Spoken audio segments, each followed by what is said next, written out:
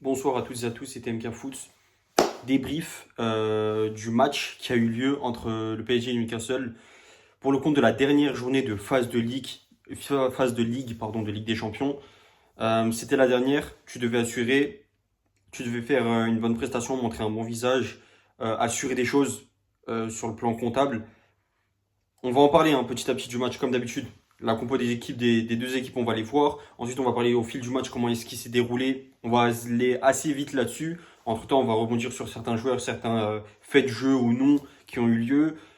Et on va parler de la suite par rapport à ce match. Parler de la suite, surtout, on va se centrer surtout sur le PSG, sur ce match-là, sur ce débrief, parce que c'est Newcastle avec tous les aspects. C'est pas que vous m'intéressez pas, mais c'est surtout que il y a trop de choses à dire sur le PSG. J'ai pas envie de faire une vidéo de 45 minutes, donc on va surtout parler de l'essentiel par rapport au PSG. Si j'ai le temps pour vous, j'en parlerai. Sinon, c'est pas grave. De toute façon, vous, tranquille, on a le temps d'ici là. C'est pas le plus important. C'est surtout, c'est une chaîne PSG. Je suis fan du PSG, donc on va parler du PSG. Point final.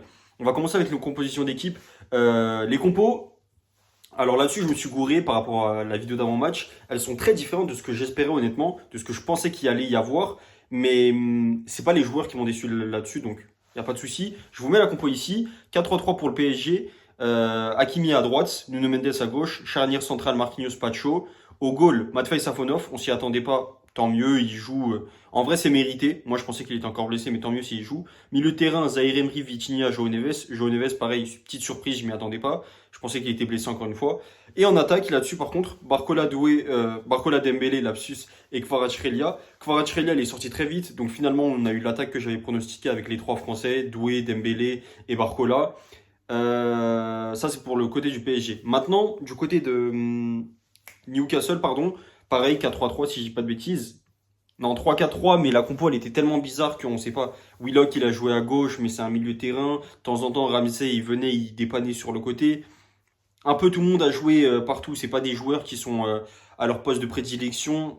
Donc, franchement, par rapport à l'équipe qui est affichée, la compo qui est affichée, je sais pas trop quoi en penser. Je vais surtout vous dire les joueurs qui ont joué.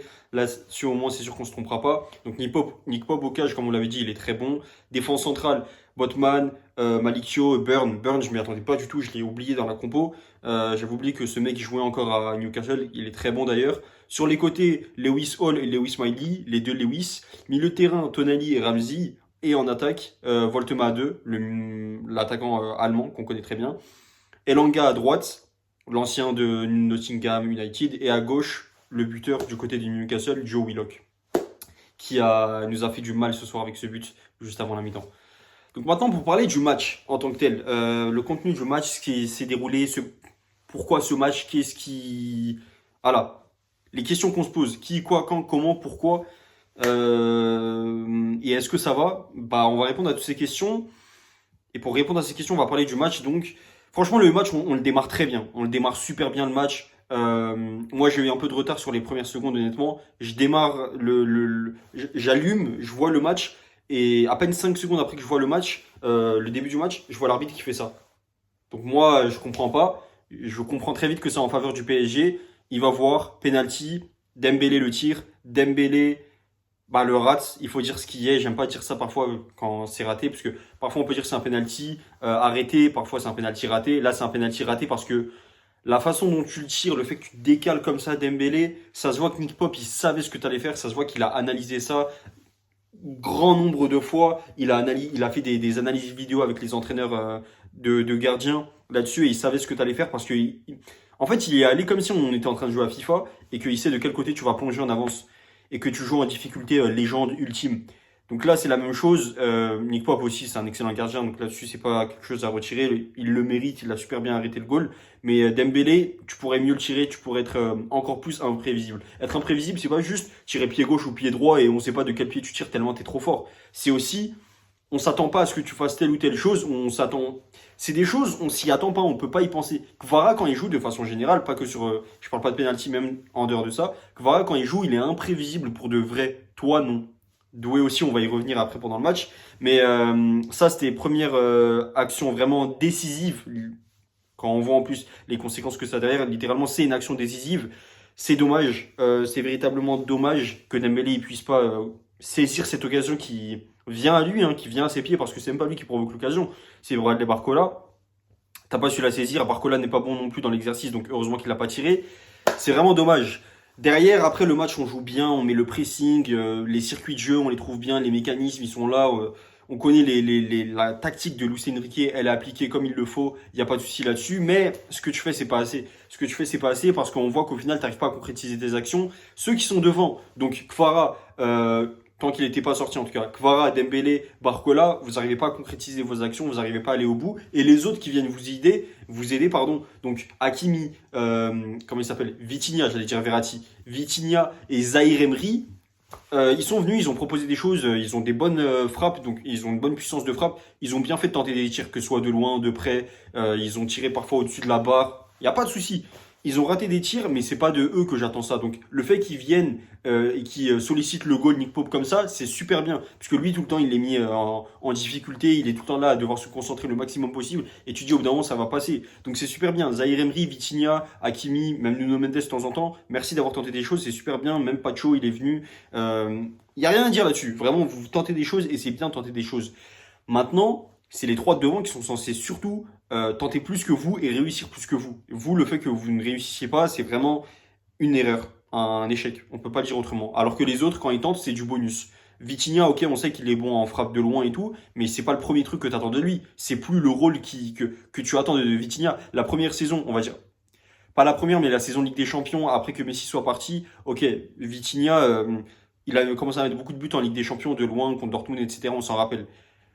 La saison d'après, Vitinha a commencé à être surtout un joueur important par rapport à son poste. On comparait beaucoup à Pedri. Pedri, pareil, comme Vitinha, c'est pas un joueur de stats. Donc le fait qu'il apporte ou non là-dessus, c'est un bonus. Vitinha, tu l'attends surtout dans le jeu. Donc le fait qu'il mette un but de non, ça, c'est pas le plus important sur Vitinha. Et ce mec, en Ligue des Champions, il est déjà à 5 buts.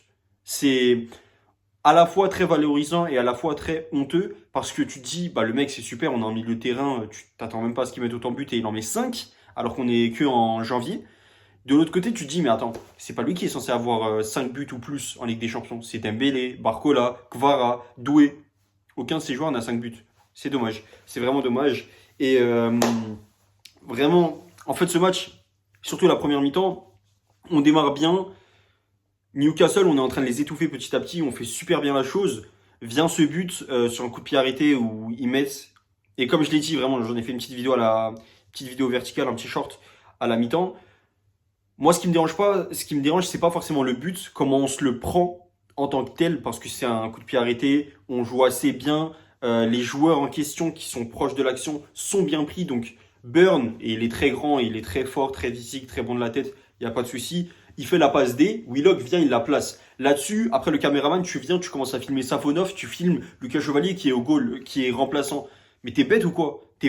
En fait, il y a un truc que je comprends pas, c'est pourquoi tu commences à le filmer lui comme si c'était lui le fautif. La balle, elle vient littéralement, il a même pas 1 ou 2 mètres du mec. Le mec, il met une tête.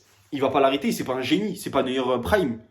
En fait, je sais pas ce qu'on attend, pourquoi le mec il a fait ça, c'est pour filmer, c'est pour mettre de l'entertainment, je sais pas quoi. Ça n'a rien à voir. Ça n'a littéralement rien à voir, donc t'es pas censé faire ça. Point final. L'erreur, elle est où? L'erreur, elle est sur le fait que la défense, elle s'est pas assez bien gérée parce que non seulement Willock, t'es encore plus censé le prendre, et en plus de ça, t'as Elanga sur le côté qui est totalement libre. Elanga, il a rien fait sur l'action. Il a pas apporté. Mais justement, il est là le problème, c'est que si il avait apporté, il aurait été plus que dangereux parce qu'il a une meilleure frappe déjà que Willock. Et en plus de ça, le mec, il est laissé tout seul. Mais il y aurait eu but dans tous les cas, en fait. Donc, c'est pas un truc de se dire, oui, mais on n'a pas de chance, si ça. Non, faut qu'on gère mieux les choses. Faut qu'on gère mieux les choses, point final. Et ça n'a rien à voir avec le goal. C'est la défense, gérez-vous mieux. Allez, les milieux de terrain, cette fois-ci, on peut aller sur vos côtes. Maintenant, je suis désolé, le fait qu'on se prenne ce but, c'est totalement normal, compréhensible. Je ne peux pas en vouloir à Safonov, je ne peux pas en vouloir aux attaquants. Pacho, Marquinhos, Nuno Mendes, on va les citer, hein, Hakimi, Vitinha, João Neves et Zahir Emery. Là-dessus, vous êtes censé bien plus vous gérer. C'est pas normal qu'on se prenne un but comme ça. Et même Barcola, je le mets dans le lot parce que t'es grande taille.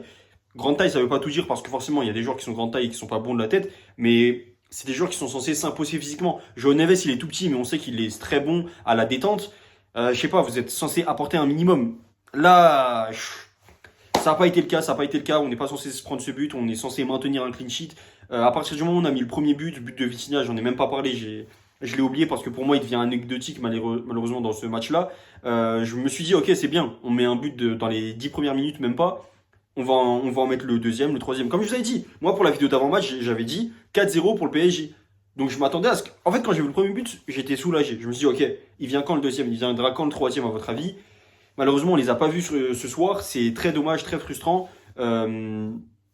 Et à la mi-temps, tu rentres avec le score de, justement, score de parité, un partout.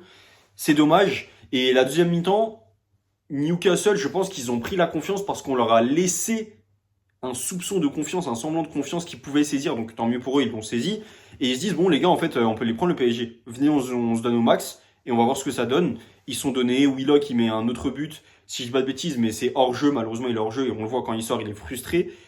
Ils ont le seum, c'est normal, mais ils n'ont pas démérité. Ils n'ont pas démérité. Newcastle, ce soir, je suis désolé de le dire, ça me frustre à chaque match du PSG. J'ai l'impression que je suis obligé de le dire, mais c'est la vérité.